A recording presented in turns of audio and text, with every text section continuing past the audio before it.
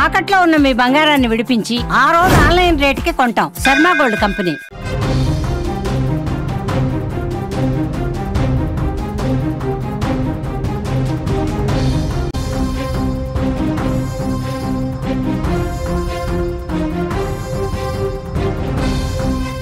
రంగారెడ్డి జిల్లాలో దారుణం. అక్కను దారుణంగా హత్య చేసిన తమ్ముడు. లవర్తో ఫోన్లో మాట్లాడుతుందని ఈ దారుణాన్ని కొడిగట్టిన తమ్ముడు. ఇదే విషయంపై గత కొన్ని రోజుల నుంచి రుచిత ఇంట్లో గొడవలు. ఇవాళ మధ్యాహ్నం మరోసారి ఫోన్ మాట్లాడడంతో అక్కను అతి దారుణంగా చంపిన తమ్ముడు.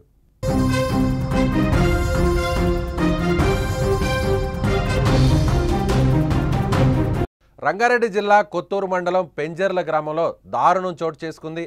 అక్కను సొంత తమ్ముడే హత్య చేశాడు అనే ఈ ఘటన స్థానికంగా కలకలం రేపుతుంది. పెంజర్ల గ్రామానికి చెందిన రుచిత తన లవర్తో ఫోన్ మాట్లాడుతుందని గత కొంతకాలంగా ఇంట్లో గొడవలు జరుగుతున్నాయి.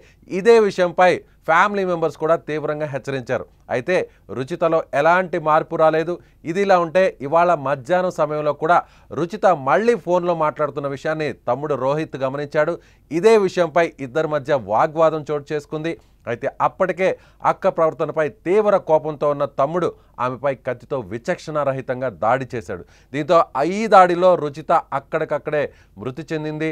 కుటుంబ సభ్యులు పోలీసులకు సమాచారం ఇచ్చారు. వెంటనే ఘటనా స్థలానికి చేరుకున్న పోలీసులు రోహిత్ను అదుపులోకి తీసుకున్నారు. ప్రస్తుతం ఈ ఘటన స్థానికంగా తీవ్ర కలకలం రేపుతోంది.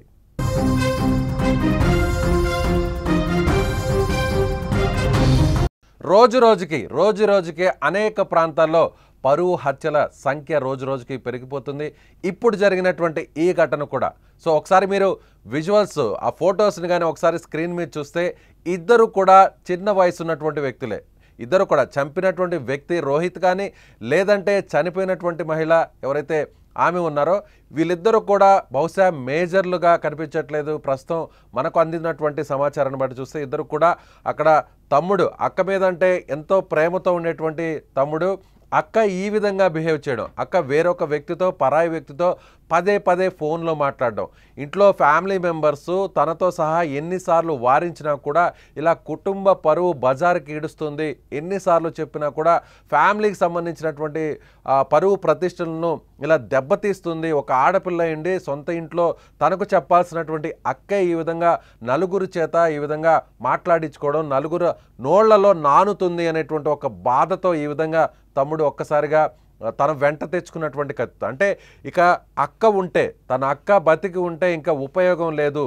సో ఈ ఫ్యామిలీ పరువుని రోడ్డు మీదకి ఈడుస్తుంది కాబట్టి పదే బయట వ్యక్తితో వేరే ఒక వ్యక్తితో ప్రేమ పేరుతో ఫోన్లో గంటల తరబడి మాట్లాడుతుంది, గంటల తరబడి చాటింగ్ చేస్తుంది. తమ కళ్ళెదుటే ఎన్నిసార్లు చెప్పినా కూడా వద్దన్నా కూడా వారిస్తున్నా కూడా ఎన్నిసార్లు నచ్చజెప్పేటువంటి ప్రయత్నం చేసినా కూడా వినిపించుకోవడం లేదు. ఆ వ్యక్తి వలలో ఆ వ్యక్తి మాయలో పడిపోయింది.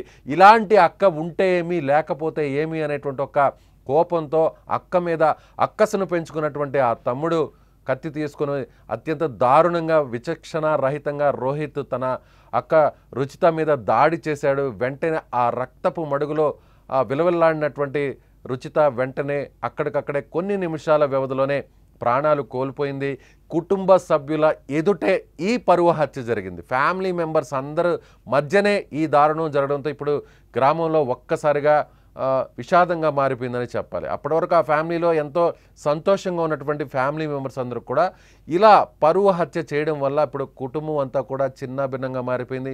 అప్పటి వరకు కూడా అక్క కానీ తమ్ముడు కానీ ఇద్దరు కూడా ఎంతో అన్యోన్యంగా ఉండేవాళ్ళు.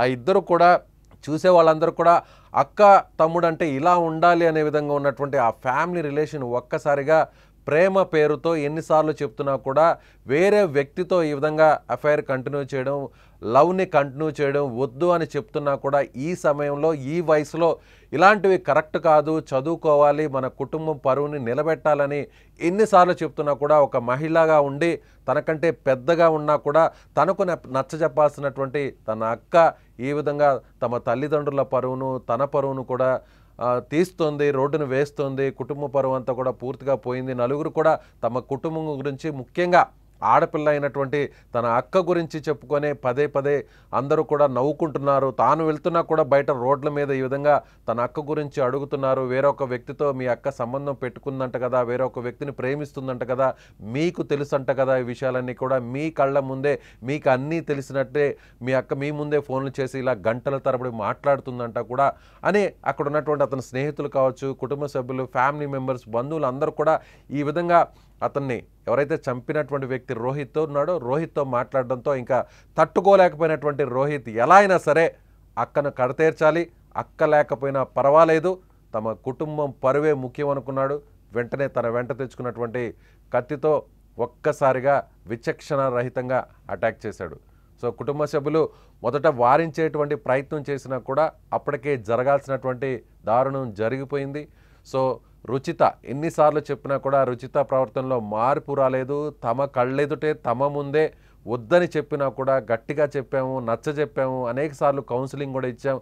కానీ వేరే ఒక వ్యక్తితో ఈ విధంగా అఫైర్ పెట్టుకోవడం, వేరొక వ్యక్తితో ప్రేమలో ఉండడం, అతనితో ఇలా గంటల తరబడి ఫోన్లో మాట్లాడడం, అలాగే చాట్ చేయడం, ఇవన్నీ కూడా చూస్తూ ఇక సహించేది లేదు, తట్టుకోలేము అంటూ చివరికి ఈ విధంగా తమ్ముడే నేరుగా పరువు హత్యకు కారకుడయ్యాడు. నేరుగా తానే కత్తి తీసుకొని ఇన్ని రోజులు కలిసి పెరిగినటువంటి అక్క మీదే అంత దారుణంగా చంపడం అనేది కూడా కుటుంబంలో కావచ్చు, ముఖ్యంగా గ్రామంలో కూడా ఎవరు కూడా తట్టుకోలేనటువంటి పరిస్థితి. సో రోజు రోజుకి ఇలా ప్రేమ పేరుతోనో లేదంటే వేరే వేరే కారణాలతోనో ఇలాంటి హత్యలు జరగడం, ముఖ్యంగా పరువు హత్యలు జరగడం అనేది ఇటీవల పెరుగుతుందనే చెప్పాలి. ఆ సంఖ్య కూడా పెరుగుతుందనే చెప్పాలి. సో మీరేమనుకుంటున్నారు?